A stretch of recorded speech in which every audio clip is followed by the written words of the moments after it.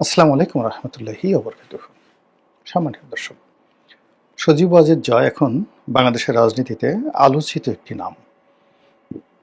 এই নামটি রাজনীতিতে অপরিহার্য কি না, এটি নির্ভর করবে আগামী রাজনীতির নানা সমীকরণ।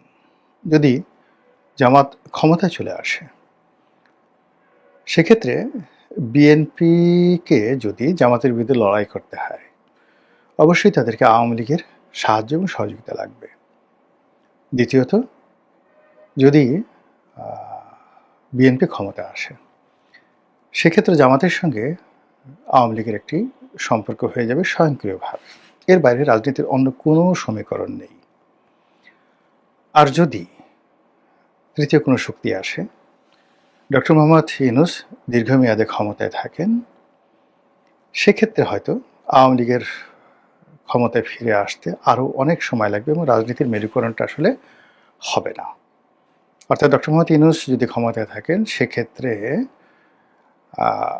যে রাজনৈতিক পরিবেশ, সেখানে আওয়ামী লীগের বিরুদ্ধে যে ন্যারেটিভগুলো তৈরি করা আছে, সেই ন্যারেটিভ অতিক্রম করে বাংলাদেশের কোনো রাজনৈতিক শক্তি, সেটা বিএনপি হোক জামাত হোক, স্বতন্ত্রভাবে আলাদাভাবে আওয়ামী লীগের সঙ্গে প্রকাশ্যে সম্পর্ক স্থাপন করতে পারবে না বা তারা চাইবেও না। এই হলো বাস্তবতা। তো সেই অবস্থাতে আওয়ামী লীগের রাজনীতিতে ফিরে আসার তিনটি উপায় রয়েছে। প্রথম উপায় হলো ডক্টর মোহাম্মদ ইউনূসের বিদায়, প্রস্থান, এটার উপরে। দ্বিতীয়ত হলো যে আগামীতে জামাত ক্ষমতায় আসবে, বিএনপির সাথে তাদের সম্পর্ক হবে, আর বিএনপি ক্ষমতায় আসবে, জামাতের সাথে তাদের সম্পর্ক হবে। এই রাজনৈতিক সমীকরণে আওয়ামী লীগের যে সকল নেতা রয়েছেন, যাদের বিরুদ্ধে স্পষ্টতই দুর্নীতির অভিযোগ আছে সরাসরি, এবং এই অভিযোগের কারণে যারা জেলে আছেন আর বিদেশে পালিয়ে আছেন, কিন্তু মাথা ভর্তি তাদের দুর্নীতির বোঝা, এটা আপনি নিশ্চিত লিখে রাখেন যে এরা কেউই রাজনীতির মূল ধারাতে আওয়ামী লীগের ফিরে আসতে পারবে না। তার প্রমাণ আপনি বিএনপির দিকে তাকান। বিএনপির হাওয়া ভবনের যে সকল কুশীলব ছিলেন, কিংবা তারও আগে প্রথম দফাতে যে সকল রাঘব বোয়াল ছিলেন, তাদের মধ্যে হাতে গোনা দুই একজন ছাড়া বেশিরভাগ দুর্নীতিবাজ যারা আছেন, আমলা কামলা, কেউ বিএনপির সঙ্গে নেই। এখন তারেক রহমান সাহেবের সঙ্গে যারা আসছেন, একটা বিরাট সেট তিনি লন্ডন থেকে নিয়ে এসেছেন। এখানে যে মাহিদা আমিন বলেন, অন্যান্য যারা বলেন, আমি সবাইকে চিনি না, সানি নামে এক ভদ্রলোকের নাম শুনি। মানে তারা বয়সে তরুণ এবং হাওয়া ভবনের যে দুর্নাম বদনাম এদের সাথে নেই। হাওয়া ভবনের সঙ্গে যারা জড়িত ছিল, সেই গিয়াসউদ্দিন আল মামুন থেকে শুরু করে অন্যান্য যারা আছেন, লুৎফুজ্জামান বাবর আছেন, এখন তারা কেউই জনাব তারেক রহমান সাহেবের ঘনিষ্ঠজন নন। তার ঘনিষ্ঠজনের মধ্যে মিয়া নুরুদ্দিন অপু নামে এক ভদ্রলোক আছেন, তিনি আছেন। তারপর তার এক আত্মীয় আছেন ডিউক, তিনি আছেন কিনা আমি বলতে পারবো না। পরিবারের মধ্যে এরকম অল্প কিছু লোক ছাড়া বেশিরভাগই হাওয়া ভবন সংশ্লিষ্ট, তারা ঝরে পড়েছেন। অন্যদিকে হাওয়া ভবনের বাইরে যে সকল মন্ত্রী মিনিস্টার দুর্নীতির একটা বিরাট, যাকে বলা হয় কি বলবো, মানে দুর্নীতিকে রীতিমতো একটা স্টাইলে পরিণত করেছিল বিএনপি জমানাতে, তাদের অনেকে মরে গেছেন, অনেকে বৃদ্ধ হয়ে গেছেন, অনেকে দেশের বাইরে রয়েছেন, অনেকে সিন্ডিকেট করে যারা ব্যবসা বাণিজ্য করার চেষ্টা করেছিলেন, তারা বিএনপি রাজনীতি থেকে আউট। অন্যদিকে সিনিয়র যে সকল নেতৃবৃন্দ রয়েছেন, তারাও মানে ধূপ ধূপ করে জ্বলছেন। মানে খোলামেলাই বলি, ডক্টর মঈন খান, মির্জা ফখরুল, মির্জা আব্বাস, গয়েশ্বর বাবু, হাফিজউদ্দিন আহমেদ, বীর বিক্রম থেকে শুরু করে যে সকল সিনিয়র নেতৃবৃন্দ রয়েছেন, যাদের বয়স 70-এর বেশি, তারা সবাই জাস্ট এটাই তাদের জীবনের শেষ নির্বাচন। মন্ত্রী যদি দয়া করে বানায় ভালো, না বানালে তাদের কিছু করার থাকবে না। ফলে দেখবেন যে এইবার পার্লামেন্ট যদি বিএনপি গঠন করতে পারে, তাহলে একটা ব্যতিক্রমধর্মী পার্লামেন্ট হবে। আর সেই পার্লামেন্টে তাদের যে দু দফা, 1991 থেকে 96 আর 2001 থেকে 2006, এই সময়ের মধ্যে যারা দুর্নীতির বরপুত্র রয়েছেন, মানে রাজপরিবারের বাইরে, রাজপরিবার নিয়ে তো আমাদের দেশে আলোচনা হয় না, মানে রাজপরিবারকে সবাই পয়েন্ট আউট করে না, বলে যে না আপার কোনো দোষ নাই, ভাইয়ের কোনো দোষ নাই, সবই ওই অমুক খান করছে, অমুক টিন্টু করেছে, তারপরে অমুক দরবেশ করেছে, বাকি সবাই মানে আপারা সবাই নির্ভয়ে জাল। এটা হলো আমাদের দেশের একটা কালচার। তো সেই দিক থেকে রাজপরিবারকে বাইরে রেখে বাকি সবার কথা যদি চিন্তা করেন তাহলে দেখবেন যে বিএনপির ক্ষেত্রে এই ঘটনা ঘটেছে। ২ নম্বর হলো যে এরশাদের জামানাতে একই অবস্থা। এরশাদে যারা কুখ্যাত এরশাদের সহযোগী ছিলেন তারা কেউ রাজনীতিতে সাস্টেন করতে পারেননি। সবাই কিন্তু দুর্নীতিতে ধরাশায়ী হয়েছেন। দুর্নীতি নিয়ে আসলে খুব বেশি রাজনীতি করা যায় না। তো সেদিক থেকে আগামীতে আওয়ামী লীগের যে সকল মন্ত্রী, এমপি, ব্যবসায়ী, আমলা কামলা, সাংবাদিক, তারপরে শেষে সাহিত্যিক থেকে শুরু করে যে সমস্ত লোক দুর্নীতিতে জড়িয়েছেন তারা রাজনীতিতে ফিরে আসতে পারবেন না। এটা মানে প্রকৃতির যে একটা সমীকরণ, এটা সজীব ওয়াজেদ জয় থেকে শুরু করে দলের যারা নেতৃবৃন্দ রাজনীতিতে আসতে চাচ্ছেন তাদেরকে জিনিসটা বুঝতে হবে যে এই যাদের বিরুদ্ধে ন্যূনতম দুর্নীতির অভিযোগ আছে এবং সেই দুর্নীতি যদি তাদের জানাও থাকে তবু এখানে লিবারেল হওয়ার কোনো সুযোগ নেই। তাদেরকে নিয়ে রাস্তায় নামার সঙ্গে সঙ্গে পতন অনিবার্য হয়ে পড়বে। This is one. Second thing হলো যে আগামীতে যদি এই যাকে বলা হয় জনাব সজীব ওয়াজেদ জয়কে রাজনীতিতে ফিরে আসতে হয় তাহলে তাকে ঠিক সেই কাজটি করতে হবে যে কাজটি তারেক রহমান সাহেব করেছেন 2009 থেকে আজ পর্যন্ত। তিনি তার মাকে মানে একটা পক্ষ করে ক্ষেত্র বিশেষে তার মায়ের সঙ্গে মতদ্বৈধতা করে জিদ করে প্যারালাল একটি গ্রুপ শক্তি তিনি গড়ে তুলেছিলেন অনবরত পরিশ্রম করে। অনেকে এটাকে আম্মা গ্রুপ, ভাইয়া গ্রুপ হিসেবে টিটকারি করতো, কিন্তু তারেক রহমান সাহেব এটা সফল হয়েছেন। এবং সফল হওয়ার পর একটা সময় তারেক জিয়া যখন বুঝলেন যে তার সাংগঠনিক ক্ষমতা বেশি, আর বেগম জিয়া যখন বুঝলেন যে তিনি তার সন্তানের সঙ্গে পেরে উঠছেন না, সন্তানকেই সবাই মেনে নিচ্ছে নির্দ্বিধায়, তখন ধীরে ধীরে তারেক রহমান সাহেবের যে একছত্র আধিপত্য দলের উপর প্রতিষ্ঠিত হয়ে গেল। এরপর তিনি এটা কিন্তু এমনি এমনি করেননি। এই কাজ করার জন্য তাকে যতটা ছোট হওয়া দরকার, যতটা পরিশ্রম করা দরকার, যতটা নির্ঘুম রাত কাটা দরকার, যতটা নিচে নামা দরকার সবকিছু তিনি করেছেন। দিন নাই রাত নেই, ধরুন বাংলাদেশের সময় লন্ডনে থেকে বাংলাদেশের সময় ভোর 5টায় কাউকে ফোন দিলেন, রাত্রি 3টার সময় কাউকে ফোন দিলেন, তার সাথে ঘন্টার পর ঘন্টা আলাপ করলেন। অর্থাৎ এই সময়টিতে তারেক রহমান সাহেব অন্তত 1 লাখ বিএনপির নেতাকর্মী তাদের সঙ্গে তার নিয়মিত একটা ডাটাবেজে সম্পর্ক গড়ে উঠেছে। তিনি হয়তো এই 1 লাখ লোকের ডাটাবেজ নিজে সংগ্রহ করেছেন, তাদের ফোন নম্বর, চেহারা, সুরত, নাম, মোবাইল নম্বর। তার মধ্যে হয়তো 500-600 তার নাম মুখস্থ আছে, নট মোর দ্যান দ্যাট, এর বেশি সম্ভব না। আর বাকিগুলো সে ডাটার মধ্যে রেখেছে। এখন ধরুন কুড়িগ্রামের উলিপুর বা কোনো একটা ইউনিয়নে তিনি কথা বলবেন, তো ওই তার ডাটা বলে দিচ্ছে যে ওই ইউনিয়নে তিনি 7 দিন আগে অমুক ফজলের সাথে কথা বলেছেন, সফটওয়্যার তাকে বলে দিচ্ছে। এরপর তিনি যখন 7 দিন পরে সেই ফজলকে দ্বিতীয় দফায় ফোন করলেন, হাই ফজল, তুমি কেমন আছো, তোমার ছেলে কেমন আছে, মেয়ে আছে, ফজল তো মহা খুশি। তো এই কাজগুলো করার জন্য তার একটা সেক্রেটারিয়েট ছিল, তার যোগ্যতম লোক ছিল এবং তার একটা অ্যাপ ছিল এবং এখনো আছে। তো এইভাবে কি হলো, তৃণমূলে কাজ করতে, কথা বলতে বলতে তিনি ভাষা শিখেছেন, বাংলা ভাষায় অবিরত কথা বলতে শিখেছেন। আপনি যদি 2001 থেকে 2005 সনে তারেক রহমান সাহেবের বক্তব্য শুনেন, দেখবেন যে তিনি কথা বলাতে সাবলীল ছিলেন না, গুছিয়ে কথা বলতে পারতেন না। কিন্তু এবার আপনি দেখেন রাজনৈতিক মঞ্চে আমরা তাকে নিয়ে ঠাট্টা মস্করা করেছি, তিনি স্কাইপেতে কথাবার্তা বলেছেন গতানুগতিক, কিন্তু এখানে তিনি যে মঞ্চে উঠে কথাবার্তা বলছেন সেই কথা মানে অবিরতভাবে তিনি বাংলায় বলে যাচ্ছেন। এবং বাঙালির কৃষ্টি কালচার, বাঙালি যেখানে গুঁতো দিতে পছন্দ করে, মস্কারা শুনতে পছন্দ করে, মস্কারা করতে পছন্দ করে, এই জিনিসগুলো তিনি করে যাচ্ছেন, অবিরতভাবে করে যাচ্ছেন। তো সেই দিক থেকে জয়কে যদি বাংলাদেশের রাজনীতিতে আসতে হয়, তাকেও তার এই তৃণমূলের সঙ্গে তারেক সাহেব যদি 1 লাখ লোকের সঙ্গে সম্পর্ক করতে পারেন, তবে জয়কে করতে হবে মিনিমাম 2 লাখ।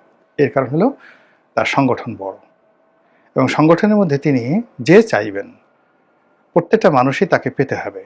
তার অন্তত পক্ষে 10 থেকে 12টি সেই মোবাইল নম্বর থাকতে হবে। সেই 10 থেকে 12টি নম্বর মানে যখনই ফোন করুক না কেন নেতাকর্মীরা, তাকে যদি না পায়, কথা বলতে না পারে, তাহলে এই তার চেষ্টা। তিনি যখন এসে ফোন করলেন, পরে আর তাকে পাওয়া গেল না, এটা হবে না, এটা কখনো হবে না। তাকে অবিরতভাবে তিনি কথা বলবেন এবং তাকে পেতে হবে। আর এই যে পাওয়ার ক্ষেত্রে তাকে যে কৌশল অবলম্বন করতে হবে, সেই কৌশলগুলো নিঃসন্দেহে আইটি স্পেশালিস্ট হিসেবে তার জানার কথা। এগুলো এক। ২ নম্বর হলো যে তারেক রহমান সাহেব যেটা ছিলেন নন ফর্মাল, তো ইনফর্মাল বা নন ফর্মাল, এবং এখনো তিনি ক্যাজুয়াল ড্রেসে চলাফেরা করছেন। জয়ের জন্য এটা প্রযোজ্য হবে না, জয়ের জন্য এটা প্রযোজ্য হবে না। জয় এখানে ক্যাজুয়াল হতে গেলেই তাকে ভালো লাগবে না। তার যে বডি কনস্ট্রাকশন, সে যেভাবে লম্বা, তিনি যদি একটু লুঙ্গি পরে একটু ঘোরাফেরা করেন, গেঞ্জি পরেন, হাফ গেঞ্জি পরেন, তারপরে শেষে মুখে কতগুলো ক্রিম মেখে, মানে ক্যাজুয়ালভাবে হবে না, তাকে সবসময়ই শশী থারুরের মতো স্টাইলিশ হতে হবে। সেই স্টাইলিশ হতে গিয়ে আমি দেখলাম যে তার যে ভিডিওগুলো, একটা ভিডিও কেবলমাত্র তিনি যে আল জাজিরের সঙ্গে সাক্ষাৎকার দিয়েছেন এই যাবৎকালে, সেই একটি সাক্ষাৎকারে তার বসার style, hair style, dress code ওকে ছিল, আর কোনোটাতেই তার বসার স্টাইল ঠিক ছিল না। যেমন ধরুন এই যে আমি এখন ভিডিও করছি, তো আমি একসময় ভিডিও করতাম আমার যে একটা এক্সিকিউটিভ চেয়ার আছে সেটায় বসে পেছনের সাইডটা দিয়ে, তো বিরাট একটা চেয়ারের মধ্যে মানুষটিকে খুব ছোট মনে হচ্ছে, দেখতে কিন্তু ভালো লাগতো না, অনেকে বলেছে। কিন্তু পরে আমি দেখলাম যে না, একটা স্বাভাবিক চেয়ারে বসে আমার মুখোশ ছবি, মানে আমাকে প্রদর্শন করতে হবে, এখানে অন্য কোনো কিছু নয়। তো আমার যতটুকু চেহারা রয়েছে, সুরত রয়েছে, ড্রেস কোড রয়েছে, আমি যা, এটাকেই প্রদর্শন করতে হবে। কিন্তু সজীব ওয়াজেদ জয় যেটি করেছেন, তিনি যে কয়বারই মানে মিডিয়ার সামনে এসেছেন, তো তার যে ব্যাকগ্রাউন্ড, তার অফিস, তার একটা বড় চেয়ার, এটি আসলে তাকে মানায়নি। ২ নম্বর হলো যে ক্যামেরার দিকে কিভাবে তাকে কথা বলতে হবে, এটাও তাকে রপ্ত করতে হবে। তার আই কন্ট্যাক্ট এবং তার মানে যে দেখা গেল যে ফ্রন্ট ক্যামেরা দিয়ে যদি আপনি মানে কোনো একটা কাজ করতে চান, এখানে তার প্রফেশনাল ক্যামেরা লাগবে, প্রফেশনাল ক্যামেরাম্যান লাগবে, যেখানে সাক্ষাৎকারগুলো মানে বোঝা দেবে ফুল টাইম। এখানে তাকে একজন ফুল টাইম ক্যামেরাম্যান লাগবে, এবং পৃথিবীর সবচেয়ে সুন্দরতম ক্যামেরা, মোবাইল দেওয়া হবে না, ভালো ক্যামেরা, ভিডিও ক্যামেরা দিয়ে তাকে এই জিনিসগুলো শ্যুট করতে হবে, এবং যেখানে ব্যাকগ্রাউন্ড থেকে শুরু করে সব জায়গাতেই যে কোনো জিনিস চাইতে তাকে মনে হবে। এবং এই যে ক্যামেরা যখন সেট আপ করবেন, ক্যামেরা সেট আপ করতে গিয়ে দেখা গেল যে ক্যামেরার বিভিন্ন অ্যাঙ্গেল রয়েছে। এখন আমার ক্যামেরাটা যদি আমি থুতনির দিকে, আমার সেই থুতনির দিকে ফোকাস করি, তাহলে উপরের অংশটি ত্রিভুজের মতো হয়ে যাবে, মানে মুখমণ্ডল ত্রিভুজের মতো হয়ে যাবে। আর যদি আমি আমার ক্যামেরার যে ফোকাসটা আমার কপালের দিকে হয়, মোবাইল দিয়ে করি, তাহলে দেখা যাচ্ছে যে খুব হাই রেজুলেশন না থাকলে নিচের অংশটি বেলুনের মতো ফুলে যাবে, এবং এটা এনলার্জ করা থেকে শুরু করে এই সকল ভিডিও বিকৃত করা সম্ভব। এই জন্য ক্যামেরার রেজুলেশন থেকে শুরু করে ফটোগ্রাফি যারা জানে বুঝে, এরকম ফটোগ্রাফি তাকে করতে হবে, এবং সবসময় ওয়েল ড্রেসে, ফুটবাবু হয়ে। আদারওয়াইজ মানে তার যে অতীতের কর্মকাণ্ড, যেমন তিনি ভালো বাংলা এখনও বলতে পারেন না, ইংরেজি বলতে পারেন, কিন্তু ইংরেজিকে টু দি পয়েন্টিভ করার জন্য, পলিটিক্যাল করার জন্য তাকে নিয়মিত ক্লাস করতে হবে। যেমন ২ জন মানুষ এই পলিটিক্যাল ক্লাস করে পৃথিবীর শ্রেষ্ঠ বক্তা হয়েছেন। ১ নম্বরে রোনাল্ড রিগান, ২ নম্বর হলো মার্গারেট থ্যাচার। তো কাজে আমেরিকাতে তাকে এই যে বিষয়গুলো তিনি বলতে চান, সেই বিষয়গুলো বলার জন্য তাকে যাকে বলা হয় পলিটিক্যাল ক্লাস করতে হবে। হাতে যেহেতু সময় আছে, বয়সও অল্প, বেশি বয়স হয়নি, আমার চেয়ে অন্তত পক্ষে তিনি ৫ বছরের ছোট। তো কাজেই তার সময় আছে, তিনি এই ১ বছর ২ বছর যদি এই ধরেন একটা পলিটিক্যাল ক্লাসে তাকে যদি পারঙ্গমতা অর্জন করতে হয়, তাহলে কম করে হলেও তার ৪ থেকে ৫ বছরের অবিরত প্র্যাকটিস দরকার। আর বক্তব্য, যে কোনো বক্তব্য আকর্ষণীয় হয়ে ওঠে বক্তব্যের মধ্যে যদি আপনি হিউমার তৈরি করতে পারেন। হিউমার হলো মানুষের জ্ঞান গরিমার একেবারে এক্সট্রিম স্তর। পলিটিক্যাল লোকজন যারা আছে, যেমন উইনস্টন চার্চিল, তারপরে রোনাল্ড রিগান, এমনকি মার্গারেট থ্যাচার, এরপর নেলসন ম্যান্ডেলা, তারা সবাই পলিটিক্যাল যাকে বলা হয় ওরাটার হিসেবে, বক্তা হিসেবে, ইনক্লুডিং বিল ক্লিন্টন, অসাধারণ মানুষকে হাসানোর ক্ষমতা তাদের ছিল। বারাক ওবামারও। কেন? প্রচুর প্রচুর পড়াশোনা করেছেন। এমন কোনো জিনিস নেই তারা করেননি। ভালো সিনেমা দেখেছেন, কবিতা পড়েছেন, গল্প পড়েছেন, উপন্যাস পড়েছেন এবং ঝড় ঝরে মুখস্থ। ফলে একটি গুরুগম্ভীর বিষয়কে হালকা করে দেওয়ার জন্য তাদের ভাণ্ডারে শব্দ, ঘটনার কোনো অভাব নেই। ফলে তারা সফল হয়েছেন। রাজনীতিতে সিরিয়াস লোকজন বেশি এটা পছন্দ করেন। আওয়ামী লীগে ধরেন যারা বক্তব্য দিতেন তাদের মধ্যে বিখ্যাত লোক কারা? সবচেয়ে বিখ্যাত লোক যদি ধরেন সুরঞ্জিত সেনগুপ্ত, আব্দুস সামাদ আজাদ। আব্দুস সামাদ আজাদ, সুরঞ্জিত সেনগুপ্ত, এই দুজন মানুষ কেন বিখ্যাত? তারা প্রচণ্ডভাবে মানুষকে হাসাতে পারতেন একান্ত কথাবার্তায়, আলাপ আলোচনায়। তো সজীব ওয়াজেদ জয়কেও প্রচুর পড়াশোনা করতে হবে। আমার কাছে মনে হচ্ছে যে তার বাংলা ভাষা, সাহিত্য, বাংলাদেশের রাজনীতি, এই বিষয়ে যে পড়াশোনাগুলো আছে এগুলো আবার নতুন করে পড়া উচিত। বিশেষ করে তার যে পরিবার রয়েছে, বঙ্গবন্ধু পরিবার, শেখ পরিবার, বাঙালি জাতীয়তাবাদ এবং বাংলাদেশের ইতিহাস, সেই আসাম বেঙ্গল পরিষদের যে ইতিহাস, আসাম বেঙ্গল ব্রিটিশ জমানাতে আসাম বেঙ্গল ইতিহাস, তারপরে 1935 সনের ভারত শাসন আইন, তারপরে যে নির্বাচন হলো শেরেবাংলা ফজলুল হক, শ্যামাপ্রসাদ মুখার্জি, তারপরে স্যার আশুতোষ মুখার্জি, ইন্ডিয়ান কংগ্রেসের সঙ্গে সঙ্গে মানে নিখিল ভারত মুসলিম লীগ এবং যাকে বলা হয় বঙ্গীয় মুসলিম লীগ, এই বিষয়গুলো একাধিকবার, 2 বার 3 বার পড়ে, 4 বার 10 বার পড়ে একটার সঙ্গে আর একটার সংযোগ স্থাপন করতে হবে। যে কংগ্রেস যখন ভারতে রাজনীতির তুঙ্গে তখন বাংলাদেশে মুসলিম লীগের অবস্থা কেমন ছিল, বা ঢাকার প্রথম পৌরসভা নির্বাচনে কারা জয়লাভ করেছিল, কারা কারা পৌরসভার মেয়র হয়েছিল, বা বেঙ্গল লেজিসলেটিভ অ্যাসেম্বলিতে কারা কারা হয়েছিল, এই জিনিসগুলো হৃদয় থেকে অনুধাবন করতে হবে, বুঝতে হবে। না বুঝে বক্তব্য দিতে গেলে হাস্যরসের তৈরি হবে। অনেকে মানে বক্তব্য দেন কিন্তু জানেন না, না জানার কারণে কি হচ্ছে, তার আধিপত্য স্বীকার করে নেন সবাই, তারপরে শেষে তার কথাবার্তা শুনেন, পেছনে পেছনে টিটকারি করেন যে শালা কিচ্ছু বোঝে না, দামড়া, বলদ কোথাকার। এই কথাগুলো হয়, এটা সবার ক্ষেত্রে প্রযোজ্য। যার জন্য হয় কি, যে বিষয়ে কথা বলতে হবে আর যে বিষয়ে রাজনীতি করতে হবে সেই বিষয়ে জ্ঞানের কোনো বিকল্প নাই। পৃথিবীর সব রাষ্ট্রনায়ক যারা আছেন তারা, তাদের প্রথম সম্পদ ছিল জ্ঞান, এরপর দ্বিতীয় সম্পদ ছিল পরিশ্রম, তৃতীয় মানে পরিশ্রম মানে মেহনত, তৃতীয় ছিল তাদের সোহবত, তাদের বন্ধু বান্ধব। এই 3টি জিনিস ছাড়া মানে জয় যদি ভালো বন্ধু জোগাড় করতে না পারেন, সে যে সকল বন্ধুর কারণে তাকে ডুবতে হয়েছে, হাওয়া ভবনের যে দুর্নাম বদনাম, তার সাথে জয়ের দুর্নাম বদনাম বাংলাদেশে কোনো অংশে কম নয়। এটা জয়কে কান খোলা রেখে বুঝতে হবে। তার নামের সঙ্গে অন্তত 10 জন লোকের নাম যুক্ত হয়েছিল বাংলাদেশে। আনিসুল হক, সালমান এফ রহমান থেকে শুরু করে মন্ত্রী পরিষদের অনেকের নাম, সেখানে আরাফাত, পলক, এদের সবার নাম যুক্ত হয়েছিল। এখন এই নামগুলোর যে দুর্নাম, বদনাম, সুনাম সবই কিন্তু জয়কে কেন্দ্র করে। এই বিষয়গুলো তাকে কগনিজেন্সে নিতে হবে এবং এই সত্যকে স্বীকার করে ভালো কর্ম দিয়ে মানুষকে, যাকে বলা হয়, খুশি করতে হবে। যেমন আমার নিজের উদাহরণ দিই, আমি যখন সংসদ সদস্য হলাম 2009 থেকে শুরু করে 2010, 1 বছরের মধ্যে বাংলাদেশের সকল পত্রপত্রিকাগুলো মানে রীতিমতো জয়নাল হাজারীর বিরুদ্ধে বা শামীম ওসমানের বিরুদ্ধে যেভাবে লেগেছিল তার চেয়ে বৃহত্তর এফোর্ট দিয়ে আমার বিরুদ্ধে লাগলো। পটুয়াখালীর ভাইয়া, ভাইয়া বাহিনী, এমন কোনো মন্দ কাজ নেই, মন্দ ন্যারেটিভ নেই যেটি 2009 থেকে 10 পর্যন্ত 1 বছরে বাংলাদেশের সবগুলো পত্রপত্রিকা আমার বিরুদ্ধে না করেছে। এরপরে দলের মধ্যে সবচেয়ে প্রভাবশালী যারা লোকজন রয়েছেন তারা শেখ হাসিনার কান সবসময় ভারী করেছেন। তো এই যে ন্যারেটিভগুলো, নেতিবাচক যে বিষয়গুলো, আমি একটাও ডিফেন্ড করার চেষ্টা করিনি।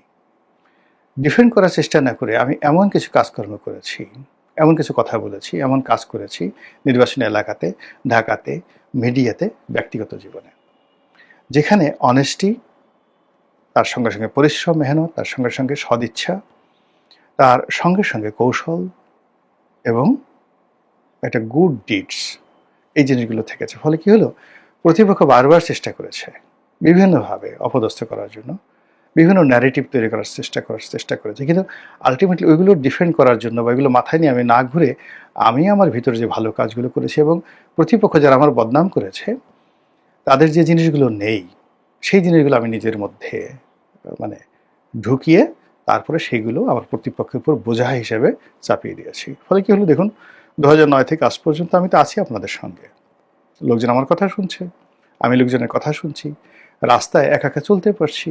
এবং এই যে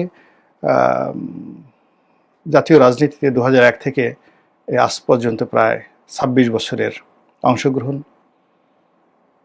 জাতীয় আলাপ আলোচনার ক্ষেত্রে 2009 থেকে আজ পর্যন্ত 17-18 বছরের অবিরতভাবে যে মিডিয়ার যে একেবারে শীর্ষে থাকা, খুঁজে দেখেন বাংলাদেশে দ্বিতীয় কোনো ব্যক্তি পাবেন না। এই সময়ের মধ্যে সিনেমাতে অনেক নায়ক আসছে।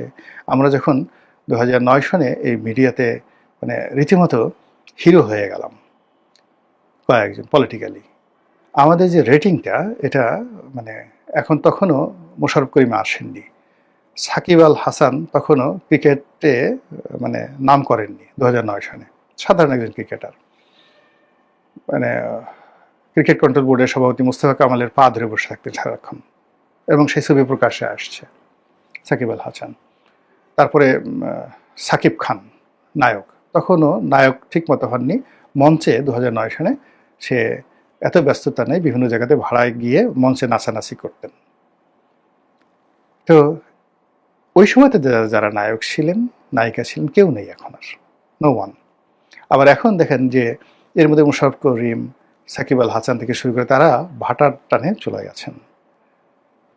মানে জনপ্রিয়তা এবং যাকে বলা হয় মিডিয়ার যে কভারেজ, এটা খুব অল্প সময়, 4-5 বছরের বেশি থাকে না, যে কোনো মানুষের জন্য, রাজনীতি বলেন সব ব্যাপারে বলেন। তো সেক্ষেত্রে বৃদ্ধ বয়সে যখন মানুষ বড় হয়ে যায়, এই মিডিয়ার লাইমলাইটে থাকার জন্য সবচেয়ে বেশি দরকার হলো জ্ঞান, সততা, সাহস এবং নির্লোভ একটি অভিব্যক্তি। সেই জিনিসগুলো যদি জয় অর্জন করতে পারেন, এবং তিনি বলতে পারেন যে কেন অর্জন করতে হবে, তার নাই এই জিনিসগুলো এখন পর্যন্ত তার সেই জিনিসগুলো ভিতরে ঢুকেনি। এই জিনিসগুলো তাকে অর্জন করতে হবে, আর অর্জন করতে পারলে নিরহংকার একটা মন লাগবে, তাকে মনে করতে হবে আমার কিচ্ছু নেই, শুধুমাত্র আমার একটা বংশ পরিচয় আছে, it's a liabilities at this moment. এই মুহূর্তে তার যে বংশ পরিচয়, শেখ হাসিনার পুত্র, এটা একটা সূত্র পরিচয়ের জন্য, কিন্তু এটা অ্যাসেট নয়, লায়াবিলিটিস। এই লায়াবিলিটিসটিকে তিনি অ্যাসেটে যদি পরিবর্তন করতে চান, তাকে যা যা বললাম সেই কাজগুলো করতে হবে। আর তাহলে তিনি তারেক রহমান সাহেবের চাইতে অনেক অনেক সুন্দরভাবে সম্মানিত পন্থায় বাংলাদেশকে তোলপাড় করে, দুনিয়াকে তোলপাড় করে তিনি বাংলাদেশে ফেরত আসতে পারবেন। আদারওয়াইজ ওই যে তিনি গেছেন জানাকুম, সেই জানাকুমই তাকে মালাকুল মৌতের দরজা পর্যন্ত পৌঁছে দেবে। আল্লাহ ভালো জানেন। আসসালামু আলাইকুম রহমতুল্লাহি ওয়া বারাকাতুহু।